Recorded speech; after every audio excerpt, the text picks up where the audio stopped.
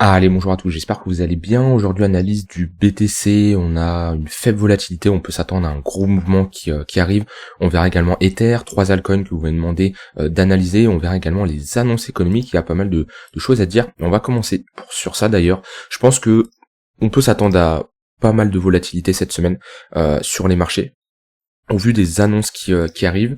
Alors déjà on a pas mal de données d'inflation, d'accord, qui peuvent impacter le marché, inflation en zone euro, inflation dans différents pays, mais surtout les chiffres qu'il faudra surveiller, enfin surtout le discours qu'il faudra surveiller. Alors déjà on a les taux d'intérêt, d'accord, la décision des taux d'intérêt ce mercredi à 20h, d'accord, heure française. Qui selon moi n'impactera pas le marché parce que c'est déjà pricé, d'accord, aucune surprise là-dessus. Ce qu'il va falloir suivre, c'est le discours de Jérôme Powell qui pourra annoncer le ton de qu'est-ce qu'il en pense, qu'est-ce qu'il envisage de faire dans les prochains mois. Et cette baisse des taux d'intérêt qu'il a déjà pas mal de reportés, qui était prévu de base mai-juin, qui sera reporté pour fin 2024 voire début 2025, c'est ce ton-là qui sera vraiment surveillé. En tout cas pour le moment on a très peu de volatilité sur les marchés.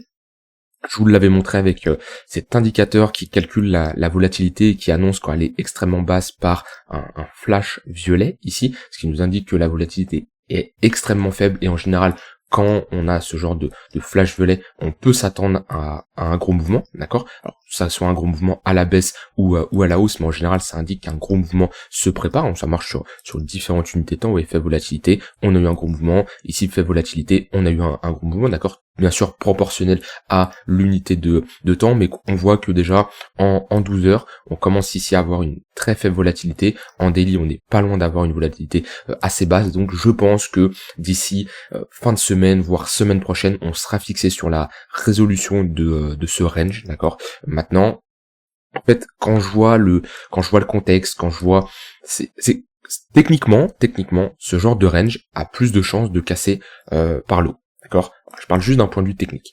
On parle pas de d'autres métriques qui rentrent en compte, mais juste d'un point de vue technique, ce genre de range a plus de chances de casser par le haut. Pourquoi? Parce que on est dans une dynamique de fond haussière, d'accord, en weekly, d'accord. Les creux, les sommets sont de plus en plus hauts, d'accord. Donc on a une tendance primaire haussière. Et actuellement, on a une tendance secondaire neutre, d'accord. Mais techniquement, un range précédé par une dynamique haussière a plus de chances de casser par le haut. Donc si je me parle juste d'un point de vue technique, d'un point de vue probabilité, ce genre de range a plus de chances de casser par le haut. Maintenant, si je commence à prendre un indice du dollar qui performe plutôt bien, d'accord, alors on n'a pas, voilà, on est quand même sur résistance, mais on a un indice dollar qui performe bien avec ici une pattern de retournement. Bon, il y a ça, il y a certaines annonces économiques qui sont pas spécialement incroyables. On a le halving qui est passé et en général, bon, quand on a des halvings, on peut s'attendre à un sell the news. Ou ça me surprendrait pas, d'accord, qui est pour le moment, il y a rien eu de choquant. L'halving c'était quand? C'était samedi 19. Bon, il y a rien eu de surprenant, un peu, hein, oui, un peu de volatilité quand même, mais bon. Si je prends juste d'un point de vue technique, c'est bullish. Si je commence à prendre certaines données, surtout des données, on va dire macroéconomiques, quand je vois le S&P, quand je vois l'indice dollar, c'est pas très bon, d'accord. Donc on est dans une zone d'indécision. On est clairement dans une zone d'indécision. Moi, je le vois, les gens un peu comment ils commencent à parler du marché, comment ils commencent à réagir, ça les saoule, d'accord. Et il y a rien de pire qu'une phase de faible volatilité où le marché ne fait pas grand-chose pendant des jours. Surtout que le marché a fait un nouvel ATH ici. Il a fait rentrer du monde. Alors, il n'y a pas eu énormément d'entrants. Il n'y a pas eu, voilà, il n'y a pas eu grosse euphorie. Les médias qui en parlent de partout. Alors qu'on a fait un nouvel ATH quand même. Mais il y a eu quand même des nouveaux qui sont arrivés. D'accord, on l'a vu hein, qu'on a été chercher les 70 000 $. Il y a eu pas mal de nouveaux.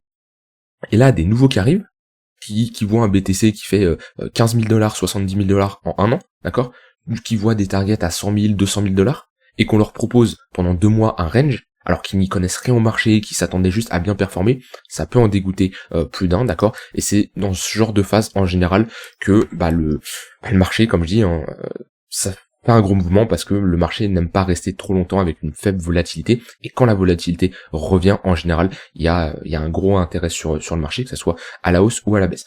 Donc maintenant, on va me dire, du coup, d'un point de vue technique, c'est bullish, d'un point de vue, on va dire macroéconomique, ressenti du marché, etc., c'est neutre, voire bearish. Donc, qu'est-ce qu'on fait comme décision là-dessus? Moi, clairement, quand je fais mes analyses en général, la technique prime beaucoup plus, d'accord. Donc, je serais plutôt bullish sur support. En tout cas, ici on est dans une zone, je ne chercherai absolument pas à shorter le marché. Déjà, pour moi, c'est une connerie de chercher des shorts sur un niveau de support. Si vous voulez chercher des shorts, vous attendez le break, vous attendez le pullback. Éventuellement, là, on peut construire des shorts avec une zone d'invalidation si on réintègre. D'accord ? Ça peut être un scénario. Donc, moi, comment je vois ici déjà, ça dépend de est-ce que vous voulez rentrer, est-ce que vous voulez prendre des profits, ça dépend toujours de quel est votre scénario, mais partons du principe que vous voulez rentrer sur le marché. Pour moi, BTC ici, on est sur des niveaux d'intervention, c'est pas intéressant, d'accord ? Je trace mon Fibo, point le plus bas, point le plus haut, tant qu'on vient pas aux 52 000 $, voire 37 000 $, je dis pas qu'on va y aller, je dis juste que si on y va, là, ça serait intéressant de rentrer sur du long terme. Actuellement, on n'est pas dans une bonne zone de localisation. Donc moi, qu'est-ce que je préconiserais, qu'est-ce que je chercherais plutôt à faire, c'est BTC, ça va être notre ligne directrice, d'accord, ça va être lui qui va falloir surveiller parce que c'est lui qui lead le marché. Et regarder les altcoins, d'accord, s'intéresser à des altcoins qui, alors ça dépend de votre approche. Soit vous avez une approche d'un point de vue investissement long terme, d'un point de vue value, d'accord, vous cherchez à vous projeter, à vous investir sur des projets qui sont sous-évalués, que vous estimez être sous-évalués. Donc je sais pas, moi je vais prendre des projets, par exemple actuellement vous dites ok, bah Atom, pour moi on est sous-évalué. Voilà, vous prenez des projets qui n'ont pas spécialement bien performé encore, d'accord. Qu'est-ce que j'ai ici, Matic, voilà, vous dites Matic est sous-évalué. Dans ce cas-là, vous pouvez tracer vos zones d'intervention long terme, vous mettez des alertes. Si on a un dump du marché, ça peut être des bonnes zones de localisation. Et si on a un break par le haut du BTC qui nous envoie un signal fort, ça, on peut prendre le risque de rentrer un peu plus haut. Je ne pense pas que si le BTC fait un plus 20%, on a des altcoins qui vont faire des x2, x3, donc je pense qu'on aura l'opportunité de se positionner. Maintenant, il y a aussi le cas des altcoins qui ont déjà très bien performé. On prend le cas de STX, on prend le cas qui est d'ailleurs sur un niveau de support, on prend le cas de CAS, d'accord, qui sont des altcoins qui sont plus sous-évalués, mais qui sont d'un point de vue, il y a un flux haussier, d'accord, il y a un fort momentum, où là, c'est plus compliqué de rentrer sur du long terme, par contre, rien n'empêche de faire de la suite tendance et d'avoir des positions d'un point de vue swing trading, d'accord. Donc, moi, ici, le BTC, il me sert surtout à avoir une visualisation de comment se comporte le marché, parce qu'on l'a vu, 2023, ça a été principalement lui le leader, d'accord, et tant qu'on retrouve pas des altcoins qui ont de la force, bah c'est surtout lui qu'il faut regarder et s'adapter ensuite de l'autre côté sur le marché des altcoins. Maintenant, moi, je préfère patienter. Sur le récent crash qu'on a eu sur les altcoins, je me suis positionné sur certaines altcoins. Je me suis positionné sur ANKR, voilà, bon, j'ai toujours le trait que j'ai mis à l'époque, d'accord, qui a déjà bien rebondi. Je me suis positionné sur Axelar également, qui a bien retracé. Alors j'ai plus une charte plus développée ici, voilà, pareil, on a fait un pullback au niveau, mais ça c'est des entrées long terme, d'accord, c'est-à-dire je suis rentré une fois, j'ai du cash qui est toujours présent, prêt à être déployé au cas où on a des baisses plus importantes, mais voilà. Maintenant, comme je dis, pour moi, faut patienter, mais faut avoir un plan, d'accord, parce que quand le marché retrouve de la volatilité, si vous n'avez pas de plan, si vous savez pas quoi faire, le marché peut rapidement vous surprendre, que ça soit d'un côté ou d'un autre côté, et si vous n'avez pas du cash qui est prêt à investir, avoir un plan strict de savoir sur quel altcoin vous voulez vous positionner, sur quel niveau, pour combien d'exposition de votre capital, etc. Et si vous n'avez pas ça, vous allez vous faire dégommer parce que clairement le marché, quand on repart comme ça, que ça soit à la baisse ou à la hausse, ou là, quand je dis on s'attend à un gros mouvement, c'est un moins 10, moins 20% ou un plus 10, plus 20%, d'accord. Je pense pas que quand je parle de volatilité, ça regagne 3-4%, on va être sur du 10% minimum, d'accord. Alors est-ce que ça va être en une journée, en 2 journées, je ne sais pas, mais quand on a un regain de la volatilité, on peut s'attendre à un mouvement assez important. Et si vous n'êtes pas prêt, si vous n'avez pas le plan, si vous n'avez pas une méthode de travail qui est déjà établie, ça va être compliqué pour vous. Donc, la meilleure chose à faire, c'est établir les altcoins. Première étape, vous établissez alors vous surveillez le BTC, ok, le BTC ce qu'il fait, etc. Vous mettez des alertes. Il y a des niveaux très intéressants, 60 000 $ et 74 000 $. Déjà, même si on regagne les 67 000 $, ça serait encourageant. Donc, surveillez le BTC et également tout ce qui est à côté, macroéconomie, indice de dollars qui impacte en ce moment le marché. Quand on était en 2023, on avait un BTC qui était un peu en up only, qui s'en foutait un peu des nouvelles, qui s'en foutait un peu de la macro, du S&P, de l'indice dollar ou autre. Là, on est plutôt dans une phase où on voit que les risk-on calmos, d'accord, on le voit avec le S&P qui a marqué un top, les cryptos, je dis pas ils ont marqué un top, mais ça s'affaiblit, donc voilà, regardez le BTC. Déterminez les altcoins qui vous intéressent, d'accord. Alors ça peut être d'un point de vue fonda, ça dépend. Si vous voulez trader la valeur, si vous tradez le momentum, c'est pas pareil, d'accord. Quand on trade le momentum, on veut surtout une altcoin qui a un flux, qui a une forte tendance haussière. Si elle a déjà fait un x5, x10, c'est pas grave. On veut l'accompagner jusqu'à temps cette tendance s'inverse. Par contre, si on veut trader la valeur, là on veut une altcoin qui est sous-évaluée, qui est dans une phase de latéralisation, qui est en train de poser un bottom, d'accord, qui a peut-être déjà posé un bottom et qui a un retracement. Surveiller BTC, surveiller les altcoins et clairement avoir un plan, d'accord. Donc avoir un plan, je peux pas rentrer en détail sur avoir un plan, qu'est-ce qu'il faut dedans, d'accord, parce que c'est personnel et surtout ça demanderait du temps et pas mal d'explications.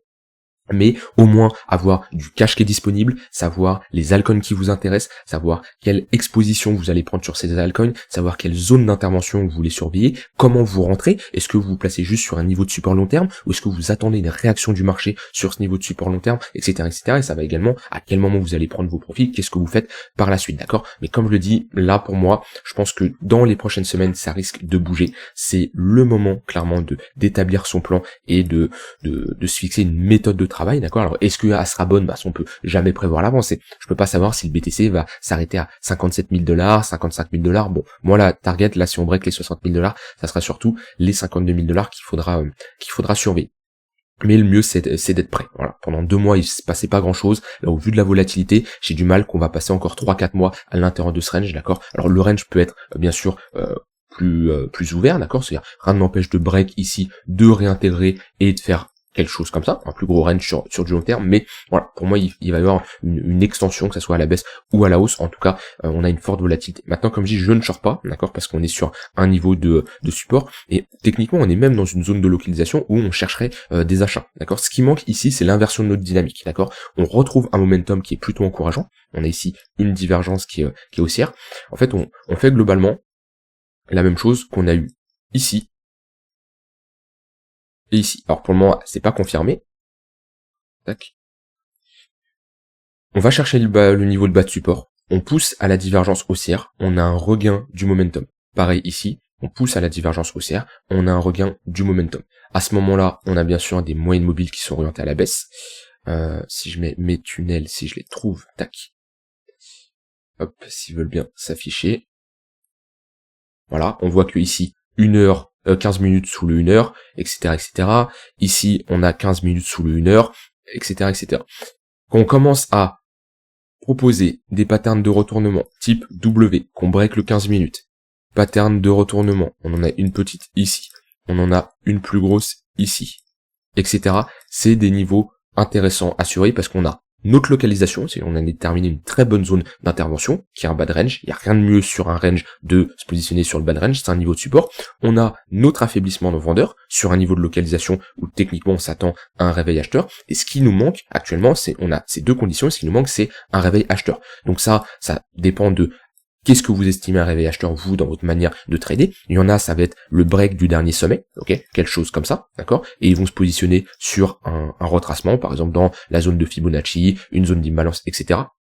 Il y en a, ils vont vouloir voir une phase d'accumulation, ok, rentrer dans un range et break ce range là par l'eau. Il y en a, ils veulent se positionner juste sur un ravalement, c'est-à-dire qu'ils estiment que par exemple cette pattern en 4 heures qu'on a faite ici est assez puissante et ils se disent qu'il y a un retour acheteur, donc c'est plus agressif. Vous voyez, c'est pas le même type de signal, mais il y en a qui vont être beaucoup plus forts que d'autres, d'accord. Donc voilà, moi ce que j'aimerais voir ici, c'est clairement une pattern de retournement style W 4 heures avec un pullback dans le 15 minutes et ça serait une très bonne zone de localisation pour rentrer en position. Pour le moment, on n'est pas en train de faire ça, ok. Pourquoi pas, je ne sais pas si on va le faire, mais pour le moment, je ne vois pas ça. Par contre, si on le propose, oui, ça serait intéressant parce qu'on aura notre affaiblissement vendeur dans une zone de localisation. Pour le moment, la dynamique est baissière. On note les sommets, M-top ici, et depuis, sommet de plus en plus bas. Et les moyennes mobiles sont orientés à la baisse. Donc c'est ce que je surveillerai moi personnellement pour chercher à me positionner sur ce bad range, d'accord. Et ensuite, pareil, target milieu de range, voire haut de range. Voilà, ça c'est d'un point de vue technique.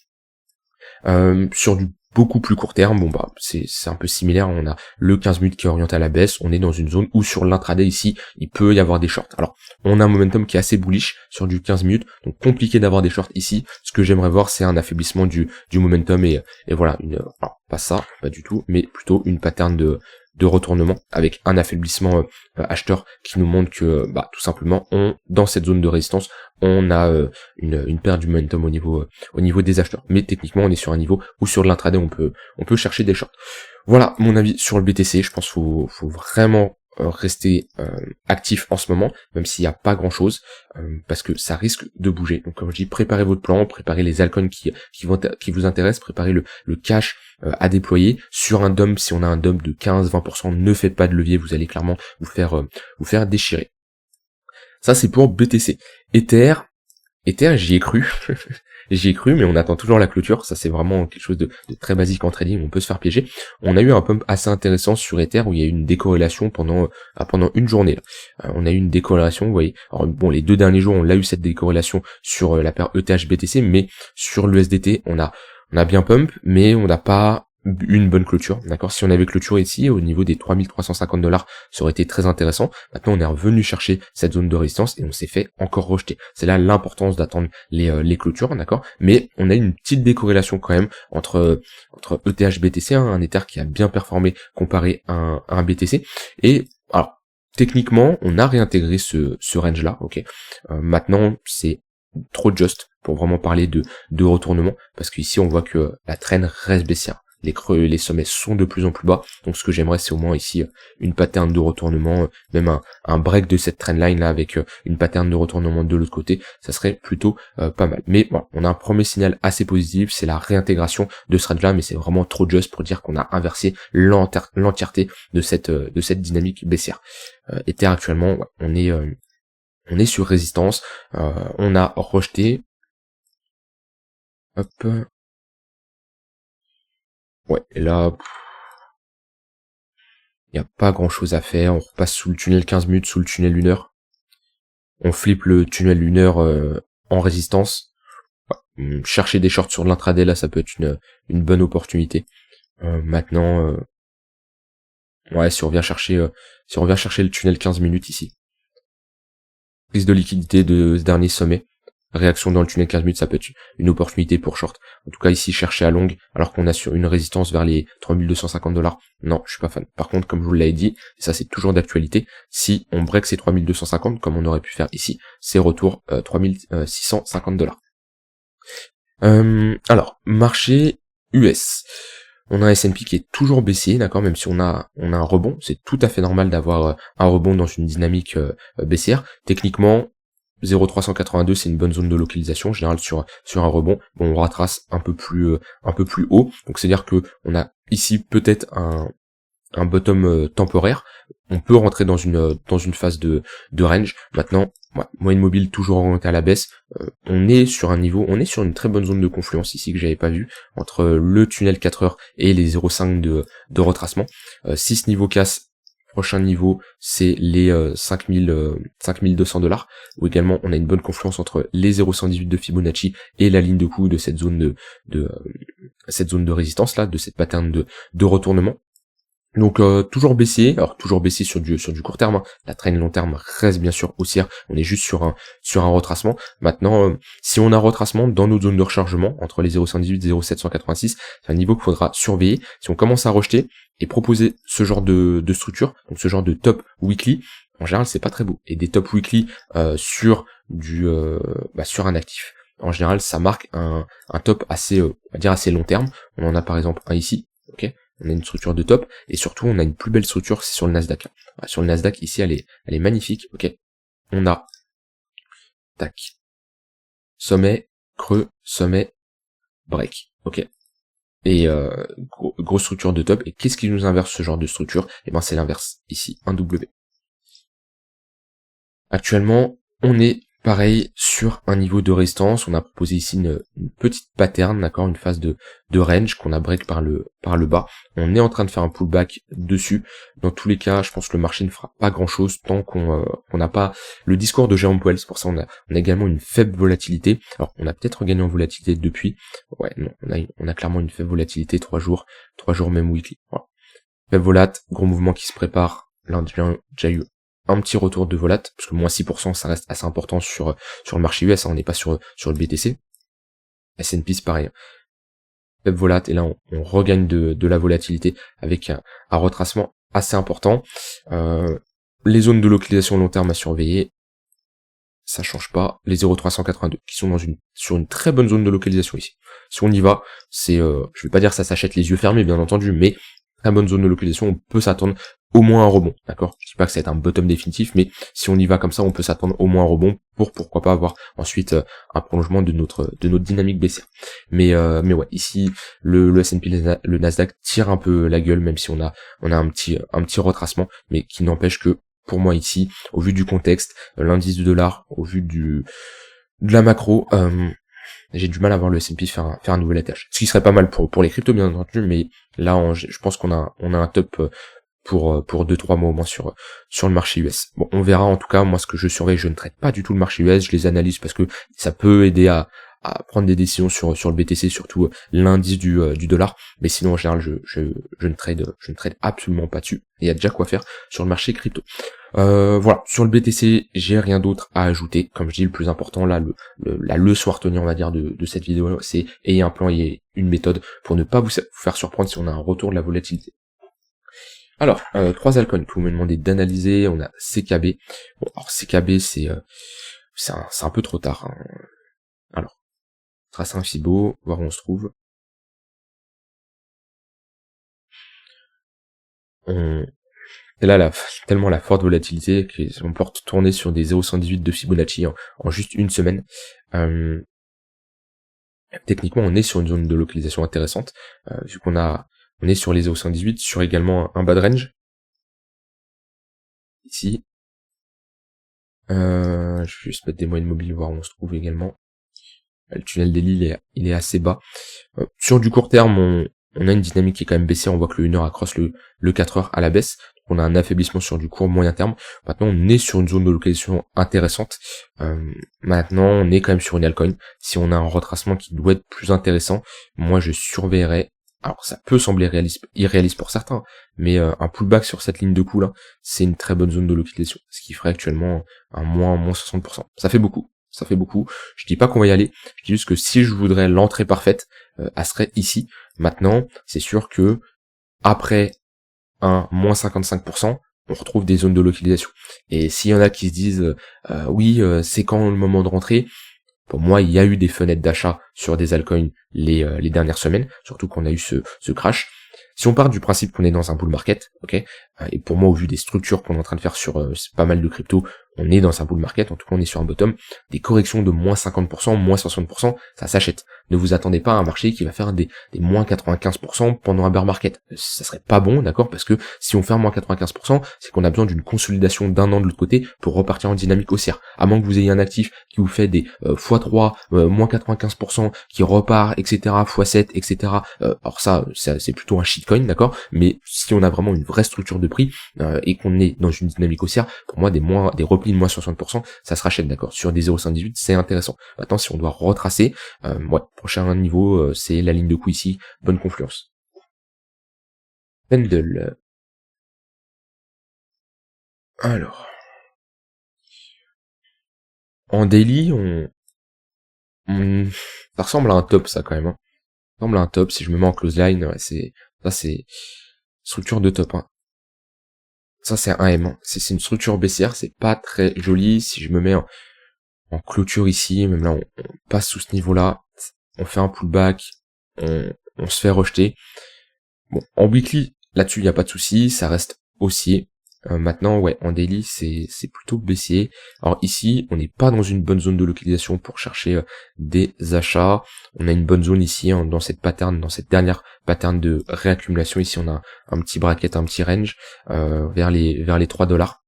Si je mets les moyennes mobiles, ouais, on a tout qui est aligné ici dans cette zone de localisation vers les $3. Le tunnel daily, les 0,118 de Fibonacci, une pression de zone d'accumulation. Je dis pas qu'on va y aller, mais moi ici, hors de question de me positionner sur de l'achat à long terme. C'est trop vertical pour moi. En daily, c'est pas très beau ce qu'on fait. C'est vraiment pas très beau. On break le 4 heures. On a le 15 minutes qui est bien sous le 1 heure. Le 15 minutes qui fait d'ailleurs visiblement office de résistance. Ouais. On a un 1 heure qui va cross le 4 heures.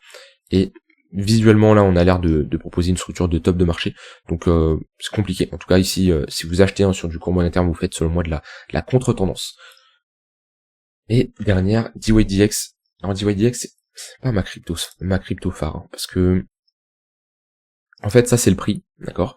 Donc techniquement le prix, on est à un x13 de la TH là, x12, x13. Maintenant, si je prends le market cap, voilà, on n'est pas un x13, mais on est un x2.